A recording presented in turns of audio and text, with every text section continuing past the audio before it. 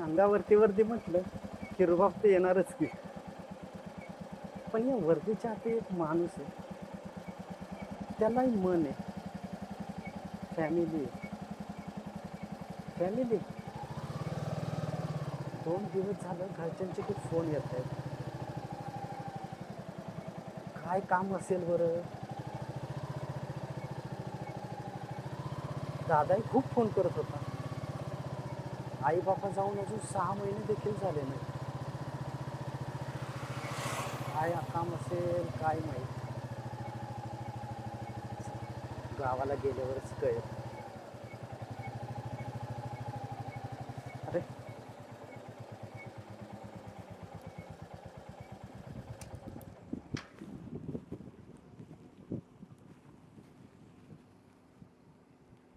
Jain sir, बोला ना.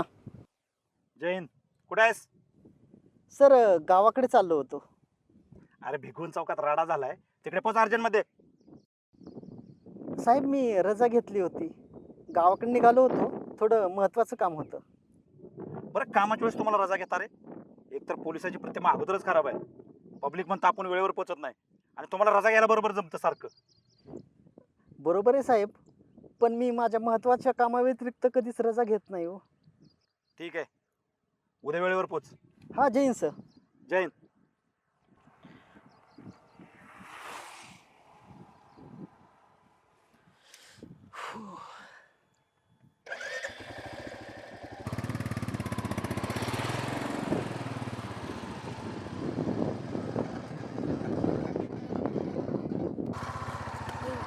भाऊजींना phone केलाय ना? केला की येतो म्हणलाय तू.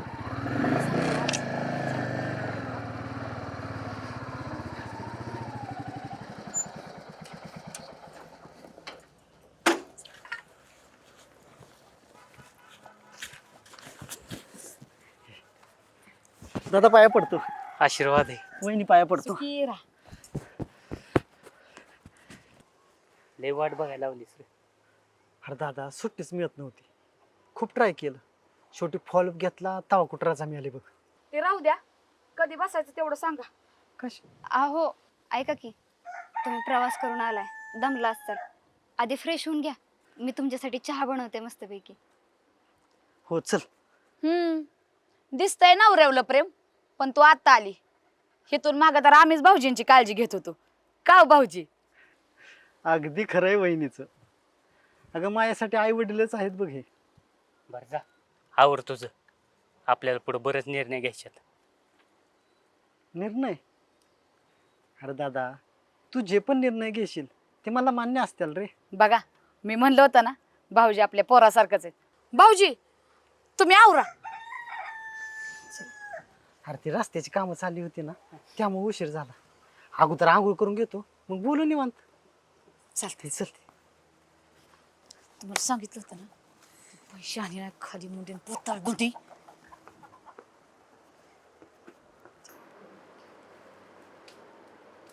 कसं बोलू? झाला चहा? हा. अहो तुम्ही कशाला यायचं, आले असते ना मी चहा घेऊन. अगं, तुझ्या आजचा चहा पिऊन किती दिवस झाले, एवढा वेळ कोणी वाट बघावी?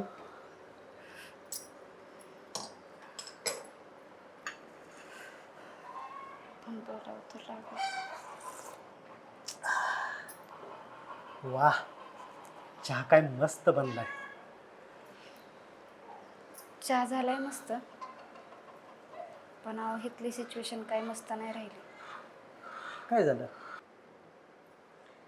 अहो तुम्ही पाठवलेले पैशावर तर घर चालतं, आणि मी बी तुम्ही जेवढं पण पैसे पाठवता ना, तेवढं समजा वहिनीकडे नेऊन देते. फक्त ह्या वेळेस मी स्वतःसाठी 1000 रुपये ठेवले. मला पार्लरला जायचं होतं म्हणून.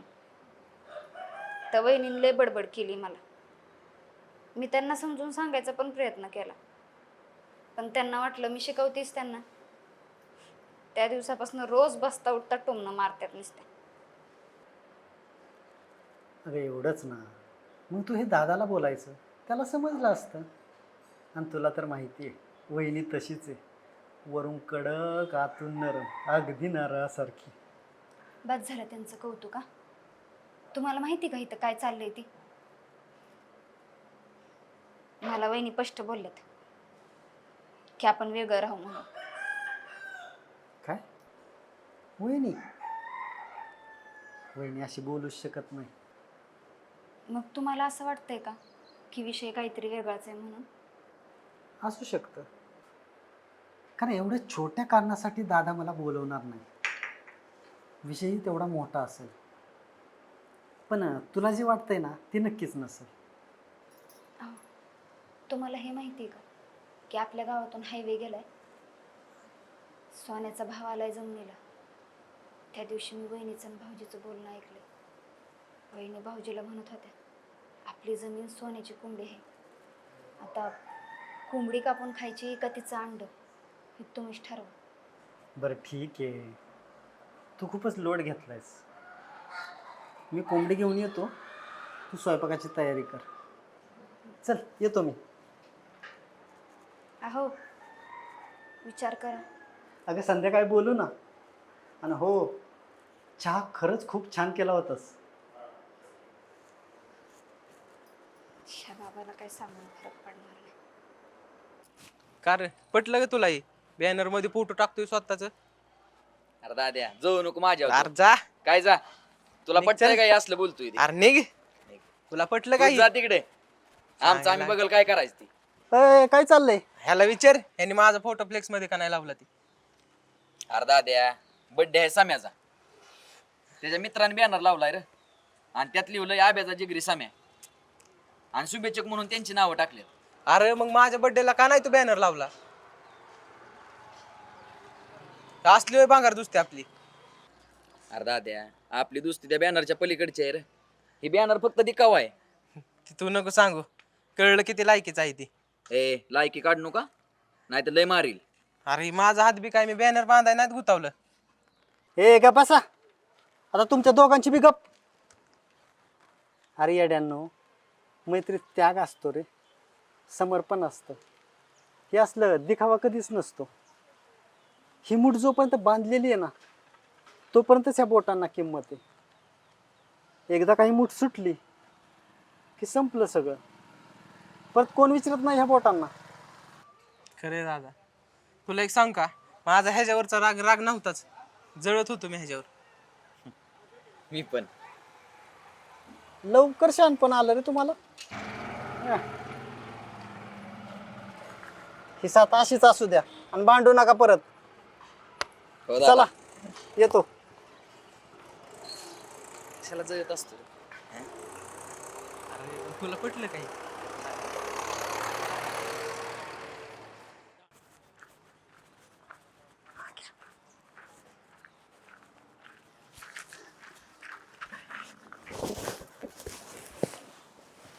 अरे ना घ्या, हे काय रे? अरे कुठं हाणामारी केली? भाऊ मित्र पोलीस आहे म्हणून कुणाला मारू नको. नाही का दादाने डोक्यात काठी घातली. काय दादानी? अरे तूच काहीतरी चुकीचं वागला असशील. नाही, प्रॉपर्टीचा वाद. ही जमीन माझी, ती तुझी, गावाकडचं घर तुझं, शहरातलं माझं. अरे पण माझं असं काही नव्हतं रे. दादा प्रेमाने बोलला असताना तर मी हसत हसत सगळं त्याला दिलं असतं. अरे मग बाबा काय बोलले का नाही? हो म्हणले ना, तू चांगला नोकरीला आहे. तुझ्या शिक्षणासाठी नागेने 10वीतनी शाळा सोडून दिली. धाकला असून थोरला झाला. आता तू थोरल्यासारखं वाग आणि चांगला माळा त्याला दे. अरे बरोबर आहे की त्यांचं. आणि येड्या, तुझ्याकडे बघून तर भरती झालणार मी पोलिसात. तू पण असता की आज ड्युटीवर. हा, जिम्पी काय केलं ना मी, ते माझ्या भावासाठी केलं.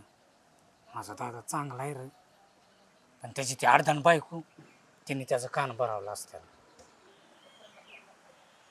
अरे मग भावानी बसून मिटवायचं ना. अरे तीच करा गेलो होतो मळ्यात. पण मी काय बोलायच्या आधी दादाने खाडकेन डोक्यात काठी घातली. तिथंच बेशुद्ध पडलो. आणि मग दवाखान्यात कोण नेलं तुला? त्यानेच नेलं. डोक्यात काठी घातली ना ते त्याच्या डोक्यातलं होतं. आणि दवाखान्यात नेलं ना तिचं भावाविषयीचं मनातलं प्रेम होतं. अवघड आहे. मग कसं रे मिटलं? हार मिटतंय कुठं, बाबांनी केस तंटामुक्तीकडे दिली. नाग्या, कसला भयानक विषय आहे ह्यो. माझा दादा नाही रे असा. बरं ऐक, चिकन घ्यायला आलतो, चिकन घरी पोच करतो आणि भेटू अड्ड्याव. मग तू तर सगळ्यांना बोलव, मग करू संध्याकाळी पार्टी. अरे बोली का सुकी. ती तू ठरव बाबा. चल बाय, येतो.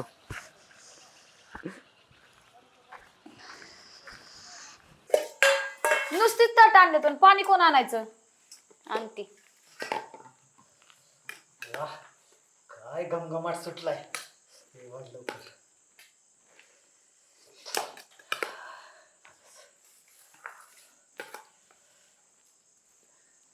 रुपेश,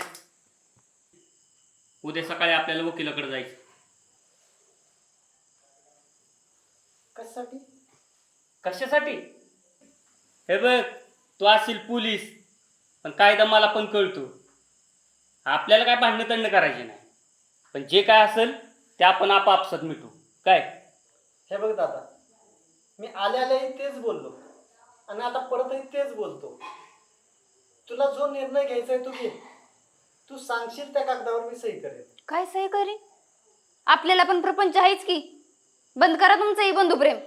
बघितलं का कशी चुरू चुरू बोलती या गाड्या माणसांमध्ये. आता जर नाही ना बोलली तर रस्त्यावर भीक मागायला लागेल कटोरा घेऊन. ए तू गप बस. दादा समोर कुणी काही बोलणार नाही. दादा म्हणेल तसंच होईल. अहो भाऊजी, हिला वाटतं आम्ही तुमचं वाटोळच कराय बसलो या.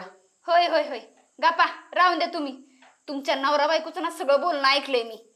जसं काय मला माहितच नाही. आता जर तू गप बसली नाही ना तर थोबाड फोडीन.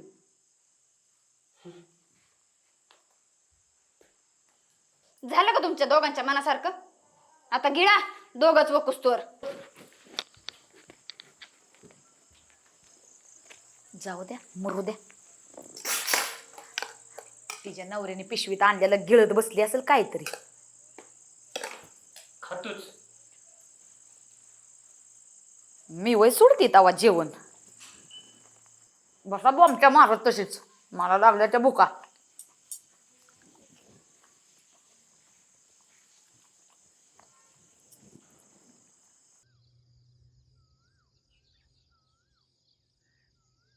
आम्हाला आमच्या हक्काचं नको आहे, पण आम्हाला पण जगू द्या ना तुम्ही. अरे पण आमच्या कष्टाचं काय? अरे गप बसा. अरे माझ्या पगारावर घर चालतंय ना. गप बसा. म्हणजे आपण काय कमवतच नाही, सगळ्यांच्या जीवावर चाललंय. तू गप्प बसा. अरे मी काय म्हणतोय, मला सांगा, खालचं रान कुणाला आणि वरचं कुणाला पाहिजे तुम्ही आपापसात ठरवा आणि मला सांगा.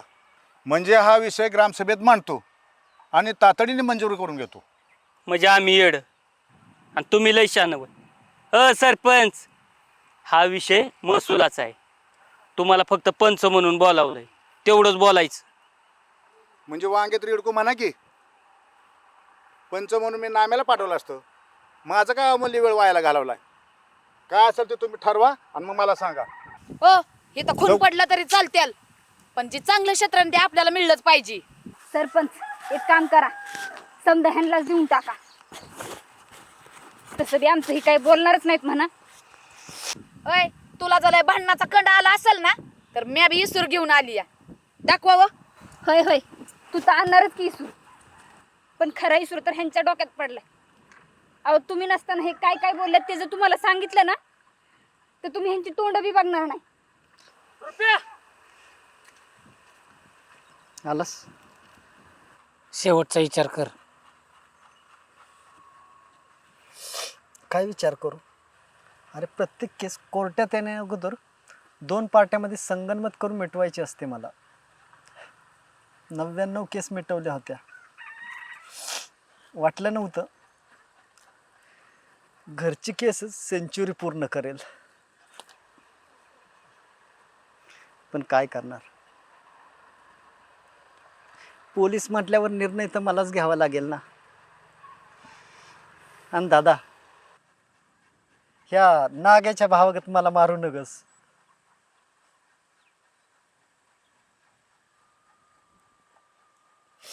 सरपंच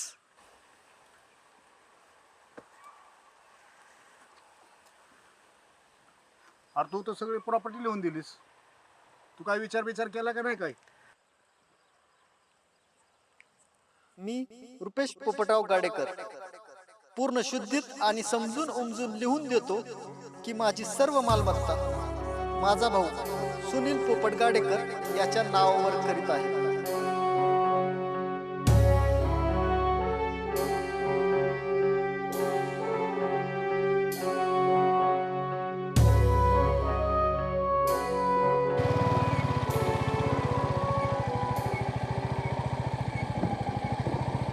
अहो काय केलं तुम्ही हे? आपल्या भविष्याचं काय? भविष्य अरे ज्या वेळेस तुझा हात हातात घेतला ना त्याच वेळेस ठरवलं दोघांनी एकमेकाचा हात हातात धरून आपल्या पुढच्या पिढीचं भवितव्य घडवायचं. तुम्ही केलं मन मोठं, पण दादांचं काय? माझं एक शब्द लक्षात ठेव, जेव्हा जेव्हा मला लागल ना तेव्हा तेव्हा त्याची कळ दादाला येईल. दादा दादा जय हिंद. जय हिंद.